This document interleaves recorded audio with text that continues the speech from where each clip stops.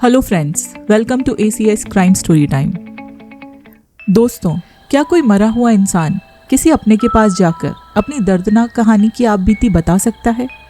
और क्या कोई अदालत इस तरह की गवाही को मान सकती है? आपको ये सब बहुत अजीब लग रहा होगा, पर साल 1897 में अमेरिका के वेस्ट वर्जीनिया स्टेट के इलाके ग्रीनब्रायर काउंटी में एक ऐसी घटना घटी जिसका जिक्र वहाँ के शमशान के पास में लगे बोर्ड में भी मिलता है। क्या थी ये पूरी कहानी, आइए जानते हैं। अमेरिका के ग्रीनब्रायर काउंटी में मिस्टर जेम्स की ब्लैक स्मिथ की शॉप थी। उनकी शॉप पर काम करने के लिए ड्रूप माउंटेन्स वेस्ट वर्जीनिया से 37 साल का एक हैंडसम नौजवान आया था जिसका नाम इरास्मस ट्राउट श्यू था। कहा जाता है कि ट्राउट श्यू बड़ा और पावरफुल व्यक्ति था। उसके काले घने बाल थे, नीली आंखें थी। वो बहुत ही चार्मिंग और हैंडसम नौजवान था। इसी शहर में मैरी जे हीस्टर अपनी इकलौती बेटी जोना के साथ रहती थी। 23 साल की जोना बहुत ही ब्यूटीफुल यंग गर्ल थी। वो शहर में सामान सप्लाई का छोटा मोटा काम करती थी और वहीं उसकी मुलाकात ट्राउट श्यू से होती है और पहली ही नज़र में दोनों को एक दूसरे से प्यार हो जाता है। जब जोना की माँ मैरी श्यू से पहली बार मिलती हैं तो उन्हें वो बिल्कुल पसंद नहीं आता है और वो अपनी बेटी जोना को श्यू से दूर रहने के लिए कहती हैं। पर 20 अक्टूबर 1896 के दिन जोना घर से भागकर श्यू से शादी कर लेती है और उसके साथ रहने लगती है। शादी के बाद दोनों शहर के बाहर एक शान से डबल स्टोरी ड्रीम होम में रहने लगते हैं। दोनों की मैरिड लाइफ बहुत अच्छी चल रही थी, पर 2 महीनों के बाद ही जोना बीमार पड़ जाती है, जिसके बाद उनके फैमिली डॉक्टर JM नैप जोना का इलाज करते हैं और इलाज के कुछ हफ्तों के बाद जोना ठीक होने लगती है। 22 जनवरी 1897 जनवरी की सर्दियों में वो शनिवार का दिन था और ट्राउट श्यू रोज की ही तरह ब्लैक स्मिथ शॉप में काम कर रहा था। और क्योंकि उसकी वाइफ जोना बीमार थी, इसलिए ट्राउट श्यू पास में ही आंटी मार्था जोन्स के घर जाता है और उनके 11 साल के बेटे एंडी से कहता है कि वो उसके घर जाकर देखें कि जोना को किसी चीज़ की ज़रूरत तो नहीं है। और वो एंडी को घर के काम में जोना की हेल्प करने के लिए भी कहता है, पर उस समय एंडी दूसरे कामों में बिजी था और वो श्यू से कहता है कि काम होने के बाद वो उसके घर जोना की हेल्प करने के लिए चला जाएगा। इसके बाद श्यू 4 बार और एंडी को लेने आता है और हर बार वो और भी ज़्यादा इम्पेशेंट लगता है। दोपहर के बाद एंडी जोना के घर पहुंचता है, पर वहाँ का भयानक नज़ारा देखकर वह बहुत घबरा जाता है। वो देखता है कि सीढ़ियों के नीचे जोना बेसुध पड़ी है। एंडी फौरन ही ब्लैक स्मिथ शॉप पर जाकर श्यू को ये सब बताता है और एंडी की माँ मार्था फौरन ही डॉक्टर नैप को फ़ोन कर देती हैं। पर इससे पहले कि डॉक्टर जोना को देखने आ पाते, श्यू पहले से ही वहाँ पहुँच चुका था। श्यू ने जोना की डेड बॉडी को ऊपर के कमरे में ले जाकर बेड पर लेटा दिया था और जोना के कपड़े बदल दिए थे। श्यू ने जोना को एक हाई कॉलर की पर्पल ड्रेस पहनाई थी और उसके गले में एक बड़ा सा बो लगाया था और उसका फेस वेल से ढक दिया था। श्यू बहुत जोर जोर से रो रहा था। उसने जोना का सिर अपनी गोद में रखा हुआ था। डॉक्टर नैप ने जोना की बॉडी का एग्जामिनेशन किया और जैसे ही वो जोना के सिर की तरफ गए तो श्यू भड़क गया। इसलिए डॉक्टर नैप जोना की बॉडी का पूरा एग्जामिनेशन नहीं कर पाए।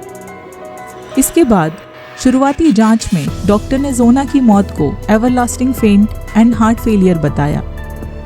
वहाँ मौजूद लोगों को श्यू का बर्ताव बड़ा अजीब लग रहा था, क्योंकि वो पूरा समय जोना के सिर के पास बैठा था और किसी को भी जोना के करीब नहीं जाने दे रहा था। इसके बाद जोना को पास के ही शमशान में दफना दिया गया।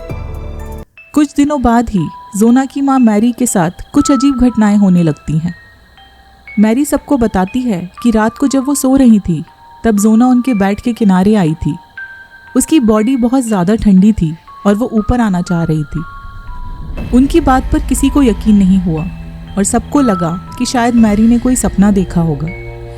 पर अगली रात फिर से जोना की आत्मा मैरी के पास आती है और कहती है कि श्यू के बारे में आपकी राय सही थी। वो अच्छा इंसान नहीं है, उसने ही मेरी हत्या की है। जोना की आत्मा ने बताया कि उस दिन श्यू जोना पर बहुत नाराज़ था, क्योंकि जोना ने उसके खाने में मीट नहीं डाला था, जिसकी वजह से श्यू ने बहुत ही बेरहमी से जोना पर हमला कर दिया उसे बहुत मारा और उसकी गर्दन तोड़ दी, जिसकी वजह से उसकी जान चली गई। और इसके बाद जोना की आत्मा अपनी पूरी गर्दन घुमा देती है। ये सब देखकर मैरी बहुत चौंक जाती है। ये घटना जंगल में आग की तरह पूरे इलाके में फैल जाती है और लोग जोना की रूह को देखने की बात मानने लगते हैं। कुछ लोगों का कहना था कि उन्होंने जोना को अपनी कब्र के आसपास घूमते देखा है। लगातार 4 रातों तक मैरी के साथ ऐसा ही होता है और फिर मैरी पुलिस के पास जाकर सारी कहानी बता देती है और केस को रीओपन करने की रिक्वेस्ट करती है। पुलिस को मैरी की बात पर यकीन नहीं होता है, पर कैसे एक 23 साल की यंग और हेल्दी लड़की अचानक एवरलास्टिंग फेंट या हार्ट फेलियर का शिकार हो सकती है। पुलिस को भी ये मामला थोड़ा अटपटा लगता है और इसीलिए पुलिस डॉक्टर नैप से बात करती है, जिन्होंने उस वक्त जोना का फिजिकल एग्जामिनेशन किया था। पर डॉक्टर नैप पुलिस को बताते हैं कि उन्होंने जोना का कंप्लीट बॉडी एग्जामिनेशन नहीं किया था, क्योंकि जोना के पति ट्राउट शिव उन्हें या किसी को भी जोना के सिर के नज़दीक नहीं जाने दे रहा था। जैसे ही वो जोना के सिर के पास गए तो शिव बहुत नाराज़ हो गया था, इसलिए वो उसका एग्जामिनेशन नहीं कर पाए थे। पुलिस इन्वेस्टिगेशन में लोगों ने बताया कि जोना की गर्दन बहुत लूज थी और दाएं और बाएं लटक रही थी, इसलिए ट्राउट शिव ने उसकी गर्दन को सहारा देने के लिए एक तकिया लगा दिया था। वो पूरा टाइम जोना के सिर के पास बैठा हुआ था। पुलिस इन्वेस्टिगेशन में ये भी मालूम चला कि शिव पहले भी 2 शादियां कर चुका था। उसकी पहली बीवी ने उससे डिवोर्स ले लिया था और उसकी दूसरी बीवी की संदिग्ध परिस्थितियों में मौत हुई थी और अब जोना के साथ भी ऐसा ही कुछ हुआ था। उसकी मौत की सही वजह किसी को भी नहीं मालूम थी।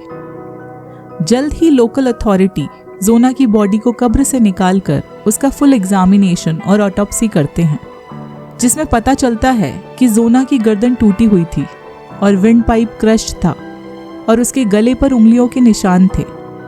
इससे साफ पता चलता है कि जोना को गला दबाकर मारा गया था। इसके फौरन बाद जोना के पति इरास्मस ट्राउट शिव को गिरफ्तार कर लिया गया और उस पर 1st डिग्री मर्डर चार्जेस लगाए गए। इस केस के दौरान जेल में ट्राउट शिव ओपनली रिपोर्टर्स को बताता है कि वो 7 शादियां करना चाहता है और वो आसानी से छूट जाएगा क्योंकि उसके खिलाफ कोई भी पुख्ता सबूत नहीं है। केवल सर्कमस्टेंशियल एविडेंस होने के बावजूद 11 जुलाई 1897 के दिन शिव को गिल्टी मानते हुए लाइफ इन प्रिजन की सजा सुना दी जाती है। पर 3 साल बाद ही साल 1900 में जेल में ट्राउट शिव की संदिग्ध परिस्थितियों में मौत हो जाती है और मौत का कारण अननोन एपिडेमिक बताया जाता है। कोर्ट और लोकल अथॉरिटी ने लीगल डॉक्यूमेंट्स में जोना की रूह की बात दर्ज करने से मना किया, पर आज भी इस टाउन में शमशान के साइड में लगे इस हिस्टोरियन माइलस्टोन में जोना और ग्रीनब्रायर काउंटी घोस्ट की घटना दर्ज है। इस केस पर एक फेमस हिस्टोरियन ने बुक भी लिखी थी, जिसका नाम the man who wanted 7 wives है। ये इतिहास की पहली घटना नहीं थी जिसमें मरे हुए व्यक्ति की आत्मा ने खुद गुनहगार को सजा दिलवाने में मदद की। ऐसी ही एक घटना साल 1977 में अमेरिका के शिकागो में टेरासेटा बासा के साथ घटी थी, जिसकी पूरी कहानी हमारे चैनल पर हम अपने व्यूअर्स को बता चुके हैं। दोस्तों, हम किसी भी भूत या आत्मा के होने की पुष्टि नहीं करते हैं, पर यह एक माँ का अटूट विश्वास और अपनी बेटी को इंसाफ दिलाने का जज्बा ही था, जिससे गुनहगार को उसके किए अपराध की सजा मिल सकी। आपके इस बारे में क्या विचार हैं, हमें कमेंट सेक्शन में ज़रूर बताइए।